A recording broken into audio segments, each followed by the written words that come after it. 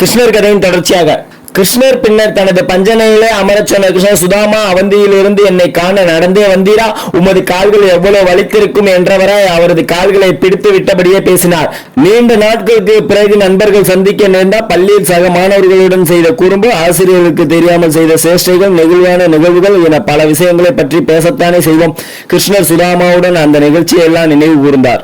பின்னர் சுதாமா, நம் பழைய நினைவுகள் பற்றியே பேசிக் கொண்டிருந்து விட்டேன். வீட்டை பற்றி விசாரிக்கவே இல்லை. மன்யா சௌகரியமா இருக்கிறாரா? பிள்ளைகள் கல்விக்கூடம் செல்கிறார்களா என்று குசலம் விசாரித்த கையுடன் சுதா, என் மன்னி என் மீது மிகுந்த பாசம் கொண்டவராயிற்றே, எனக்காக பலகாரம் கொடுத்து அனுப்பியிருப்பாரே சுதாமா, அதை கொண்டு வந்துள்ளீரா என்றதும் இங்குள்ள செல்வ செழிப்பை பார்த்து அரண்டு போயிருந்த சுதாமா தன் கிழிந்த அங்கவஸ்திரத்தை மறைத்திருந்தார். விடுவாரா மாயக்கண்ணன்? அதை அப்படியே பறித்து விட்டார். அவசரமாக பொட்டலத்தை பிரித்தார். ஒரு பிடி அவளை வாயில் போட்டார். அவள் வாய்க்குள் போனதோ இல்லையோ, அவந்தியில் உள்ள சுதாமா வீடு மட்டுமல்ல, அவரது ஊரில் உள்ள எல்லா குடிசைகளும் மாறியாகிவிட்டன. எல்லாருமே செல்வத்தில் திளைத்தனர். இது இங்கிருந்து அப்பாவி சுதாமாவுக்கு எப்படி தெரியும்? இதற்குள் இன்னொரு பிடி அவளை எடுத்து வாயில் போட சென்ற போது ருக்மணி தடுத்து விட்டார். ஒரு இனிய கிருஷ்ண பக்தன் தனக்கு கிடைக்க போகும் பணத்தால் மனம் மாறி பக்தியை மறந்து உலக இன்பங்களில் மூழ்கி விடலாம் இல்லையா? அதனால் அதிலிருந்து சுதாமாரை காப்பாற்றினார்களாம் அந்த தேவி. பின்னர் அங்கிருந்து விடைபெற்றார் சுதாமார். அவர் கிருஷ்ணரிடம் செல்வத்தை கேட்கவும் இல்லை. அந்த மாயக்கண்ணன் நண்பனின் வறுமையை பற்றி எல்லாம் அறிந்திருந்தோம், அவரும் கேட்கவே இல்லை. ஆனால் நண்பன் கொண்டு வந்த அழுக்கு துணியில் இருந்து அவளை மட்டும் எடுத்துக்கொண்டார். பிறர் பொருளுக்கு யார் ஒருவன் ஆசைப்படுகிறானோ அவன் அவ்வாறு பெற்றதை ஆண்டவன் ஏதாவது ஒரு வழியில் பறித்து விடுவான். சுதாமாரின் வாழ்விலும் இதுவே நிகழ்ந்தது.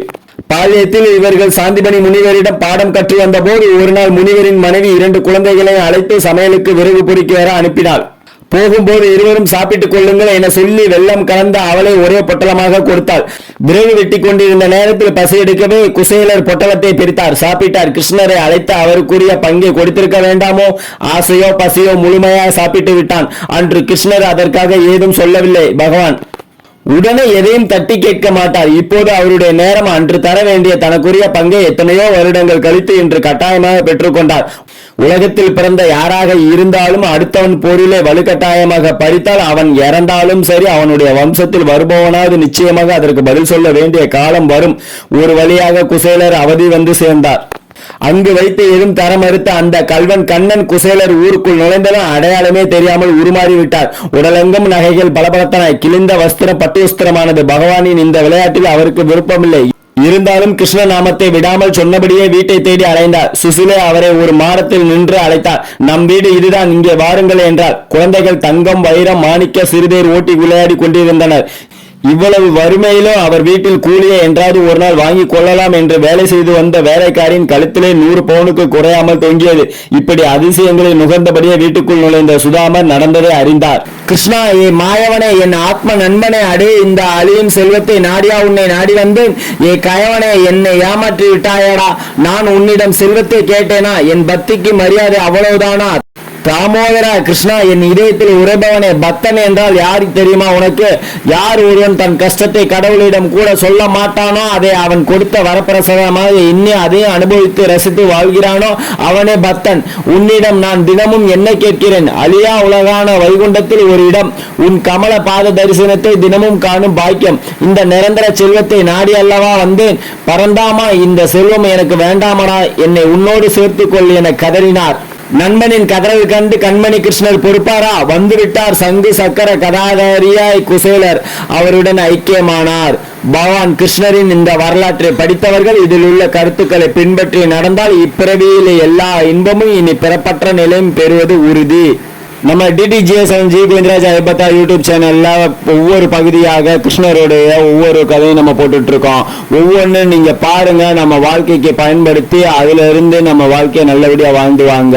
அதுதான் நான் ஆரம்பத்துல இருந்து உங்கள்கிட்ட நான் சொல்லிட்டு இருக்கேன். காரணம் என்னன்னா, நான் ஒவ்வொன்றையும் அதை ஆழமா பார்த்து ஆழமா தெரிஞ்சு அதுபடி நான் வாழ்ந்துட்டு வந்திருக்கிறதுனால நான் அதையே உங்களுக்கு நான் சொல்றேன்.